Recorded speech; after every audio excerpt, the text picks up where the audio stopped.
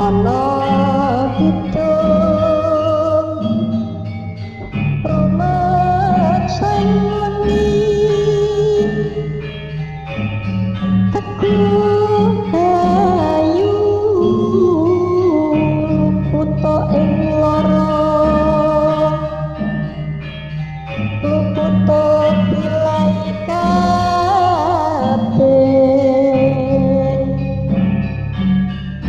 jin setan tatan purun paneluhan. Halo Sobat Pasar Horor PHC, semoga kita semua dalam lindungan Allah, amin. Aku Sari, tinggal di Surabaya, umur 27 tahun, akan menceritakan satu kejadian tragis pada 3 tahun yang lalu, kebetulan juga terjadi pada bulan Ramadan. 10 hari pertama, aku dan teman sekantor telah menjalankan ibadah puasa dengan baik. Lagi konsen membuat desain kartu ucapan di laptop, tiba-tiba pintu ruang kerjaku ada yang mengetuk. Ternyata itu Fitri. "Ada apa, Fit?" tanyaku. "Mbak Sar dipanggil bos." "Oke Fit, makasih ya." Lalu aku menuju ke ruangan bos yang namanya Pak Kandar, pimpinan di kantor supermarket tempat aku bekerja. "Permisi Pak," ucapku. "Begini Mbak, di samping mendesain kartu ucapan yang dicetak untuk pengantar parcel, kamu buat desain format digital saja untuk ucapan kantor kita kepada para klien untuk status WA dan status medsos tentunya. Dimensinya kamu buat 1400 kali 1400 piksel saja ya, dan usahakan desainnya yang bagus Mbak Sari, yang spektakuler gitu loh." Demikian kata Pak Bos. Akhirnya aku kembali ke ruanganku. Tumben Pak Kandar menyuruh buat kartu ucapan digital. Tahun lalu saja ucapannya masih pakai teks saja, walau sudah digital. Satu kemajuan deh.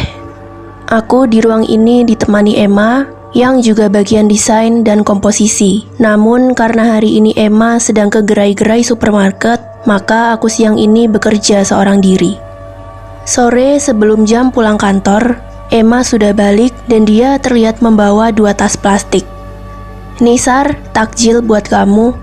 "Wah, alhamdulillah, makasih ya Em," kataku sambil tersenyum. Aku lantas menceritakan tugas tambahan dari Pak Kandar tentang mendesain digital greeting card. "Semoga selesai pada target waktu yang telah ditentukan ya Em." "Siap Sar," sautnya. Akhirnya kami berdua siap-siap untuk pulang. Pagi ini perutku terasa tidak enak, dan rasa ini biasanya terjadi ketika menjelang menstruasi. Tapi aku masih kuat kok, kataku dalam hati. Sebentar kemudian, Emma juga sudah tiba. "Kok agak bau aroma minyak kayu putih ya, Sar? Kamu lagi sakit?" "Enggak kok, Em. Biasa, kalau menjelang bulanan itu perutku selalu terasa tidak enak," ujarku. "Enggak kok, Em. Biasa, kalau menjelang bulanan itu perutku selalu terasa tidak enak," ujarku. "Itu pertanda kamu sudah waktunya harus menikah, Sar," kata Emma sambil tertawa. "Ngaco kamu," jawabku pendek, juga sambil tertawa. Tak lama, kami pun fokus dengan kerjaan masing-masing mendesain kartu ucapan untuk ratusan nama yang berbeda.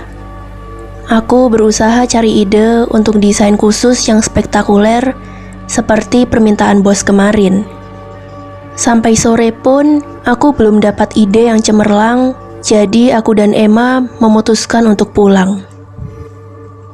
Tidak terasa, bulan Ramadan sudah akan masuk ke 10 hari ketiga, tapi desain khusus itu tidak kunjung selesai. Aku sudah ada ide sih, sudah aku kerjakan juga, tapi aku masih merasa belum maksimal, masih belum yang wow gitu. Tiba-tiba pintu ruangku diketuk, terlihat Seno, orang bagian perawatan semua cabang gedung supermarket di kota ini. "Duduk Mas Seno," ucapku. "Iya Mbak Sar," jawabnya pendek. "Gimana kabarmu Mas?" tanya Emma. "Alhamdulillah baik, kuharap kalian berdua juga selalu sehat ya Mbak, amin." Oh iya, Seno ini kan dulu yang mendesain logo supermarket ini sehingga menjadi terkenal, kataku dalam hati. Lagi mau bertemu dengan Pak Kandar, tanyaku. Iya mbak, sudah tadi, lalu aku mampir ke sini, jelas Seno. Oh iya, kebetulan sekali mas, aku kan dapat tugas tambahan dari bos untuk membuat digital greeting card. Sedangkan aku masih merasa belum maksimal mas. Gini aja mbak, biar aku bantu yang buat ya. Tinggal kamu chat spesifikasinya mbak Sar, kata dia memotong kalimatku tadi yang belum selesai. Setidaknya biar untuk kenangan gitu mbak, tambah dia. Waduh, makasih banyak ya mas. Kapan jadinya? Insya Allah besok sudah rampung, biar nanti malam aku kerjakan di rumah. Akhirnya tidak lama Seno pun pamit untuk kembali ke beberapa cabang supermarket yang belum dia periksa kondisi bangunannya. Agak sorean, aku dipanggil ke ruang bos. Pasti ini urusan desain, pikirku sambil berjalan ke ruang Pak Kandar. Tok tok tok. Iya, duduk mbak. Gimana desainnya? Aku pun mengatakan tentang sulitnya mendapatkan ide yang spektakuler itu, tapi tadi Mas Seno mau membantu dan katanya besok akan selesai. Oh, ya udah mbak. Yang penting, desain itu akan kita sebarkan pada lebaran pertama dan tentunya paling lambat 2 hari sebelum lebaran saya sudah melihat hasilnya, karena siapa tahu masih perlu diperbaiki lagi. Sore ini aku pulang dengan perasaan yang lega karena ada Seno yang mau membantu mendesainnya dan semoga hasilnya luar biasa. Besoknya jam 8 lebih, Seno sudah di ruanganku. Dia menyerahkan flash disk, aku langsung terima dan aku colokkan di lubang USB laptopku. Setelah aku copy paste, lalu aku buka gambar desain itu sambil ku kembalikan flash disknya pada dia. Dan benar dugaanku, this is so amazing. Alhamdulillah Mas Seno, bagus banget. Aku belum pernah melihat desain sebagus ini. Makasih banyak mas. Sama-sama mbak, biarkan orang banyak menikmatinya, satu kenangan dari aku. Mbak Sari, Mbak Emma, aku pamit dulu ya. Buru-buru ke supermarket daerah Perak, Surabaya Utara nih. Kemudian Seno pun pergi. Lihat tuh, bagus banget kan? Wah wah wah, luar biasa Sar, hebat ya Mas Seno. Aku langsung copy paste lagi pada flash diskku dan buru-buru aku akan tunjukkan pada Pak Kandar. Pak Bos sedang keluar Mbak Sar, kata beliau. Ibu lagi masuk rumah sakit, kata Yuyun, bagian surat menyurat. Oh, ya udah Yun, makasih ya. Aku pun balik ruanganku untuk meneruskan pekerjaanku. Sore sekitar jam 4 kurang, aku berhenti dulu bekerja karena punggungku terasa sakit. Mungkin seharian duduk terus, sambil aku sandarkan tubuhku pada sandaran kursi yang kududuki. Emma, kalau nanti sore kita sekantor ke rumah sakit gimana? Menjenguk Bu Kandar, kataku. Subhanallah, Bu Kandar sakit apa Sar? Tanya Emma. Gak tahu mending kita berangkat sekarang. Akhirnya, aku dan teman sekantor berangkat ke rumah sakit. Singkat kata, Ibu Kandar harus rawat inap untuk beberapa hari ke depan karena divonis dokter kalau livernya ada masalah. Dan sore ini, kami sekantor pulang ke rumah masing-masing. Malamnya, setelah bapak, ibu, adikku, dan aku pulang dari taraweh, aku tunjukkan hasil desain Seno pada adikku yang masih kuliah itu. Gimana pendapatmu dengan gambar ini? Sambil aku tunjukkan di laptopku. Ih gila bener, bagus mbak. Gambar siapa tuh? Tanya Freddy adikku.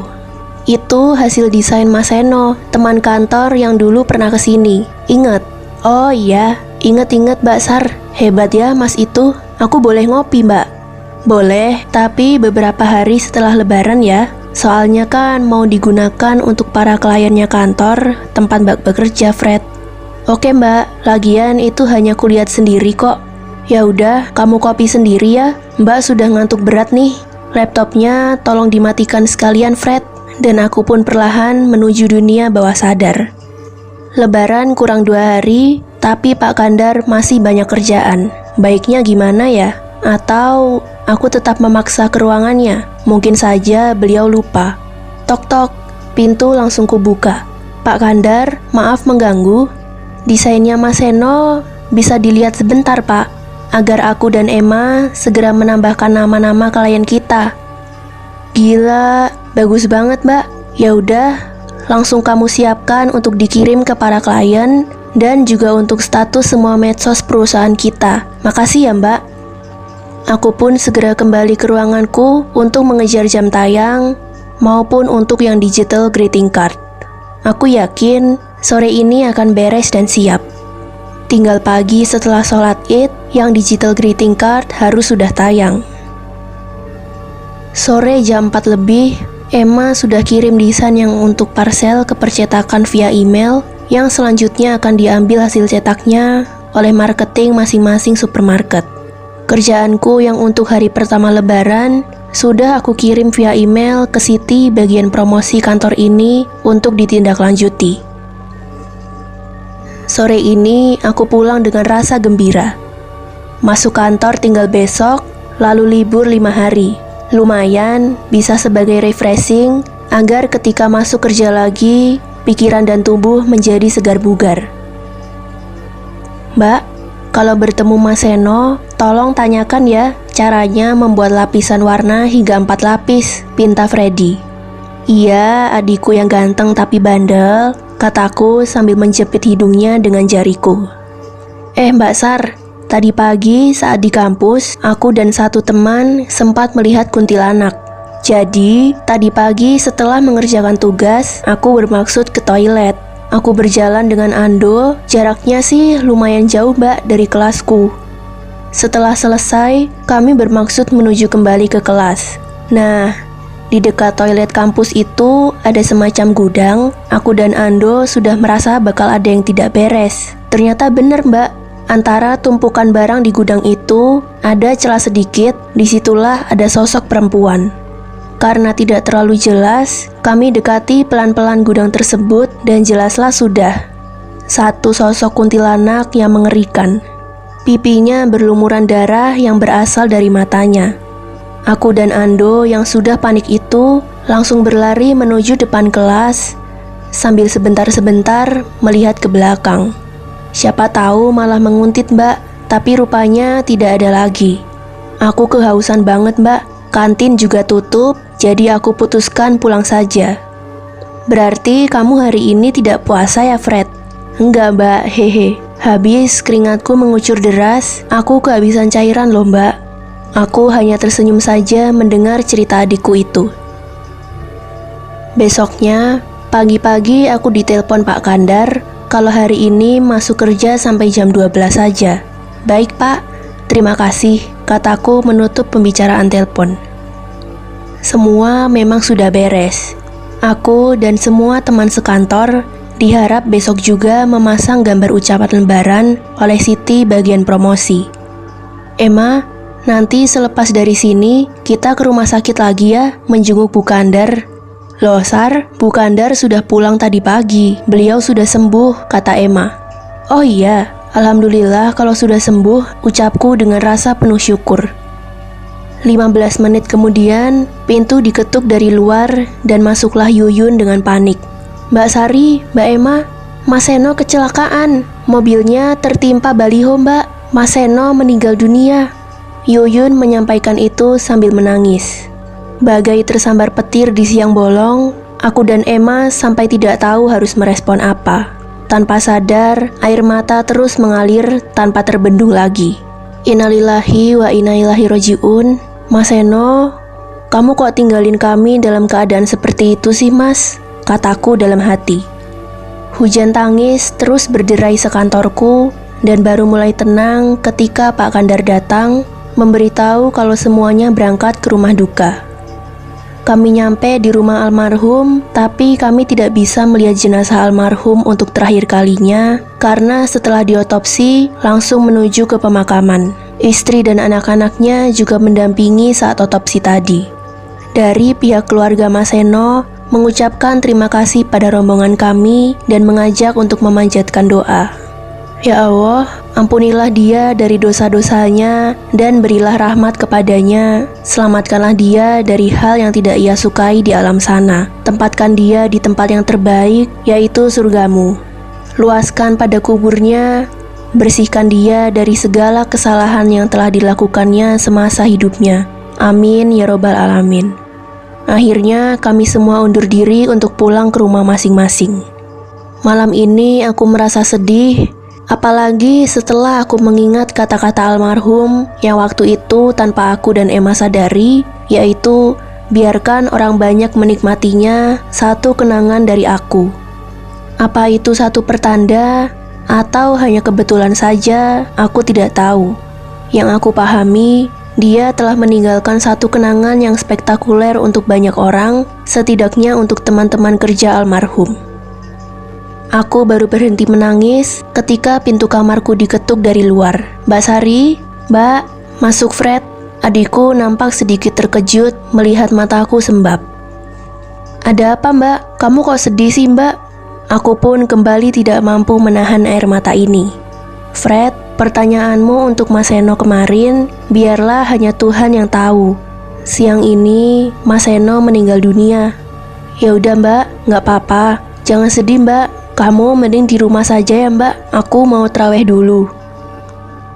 Pagi ini, aku, adikku, dan orang tuaku baru pulang dari sholat Id. Tanpa ditunda lagi, aku sungkem pada bapak dan ibu untuk memohon maaf atas semua salahku pada beliau berdua, lalu adikku menyusul sungkem juga. HP-ku berbunyi nada notifikasi. Setelah aku lihat, ternyata kiriman ucapan dari Siti dengan atas nama kantor. Aku sedih kembali ketika melihat gambar ucapan lebaran itu. Satu gambar yang sangat indah, yang spektakuler, yang merupakan kenangan terakhir dari seseorang yang telah tiada. Ya benar, Mas Seno. Beberapa saat kemudian, bunyi notif kembali terdengar. Aku langsung buka HP-ku. Tidak ada sesuatu yang masuk, tapi notif yang tadi muncul lagi. 5 detik kemudian, hal itu terulang lagi.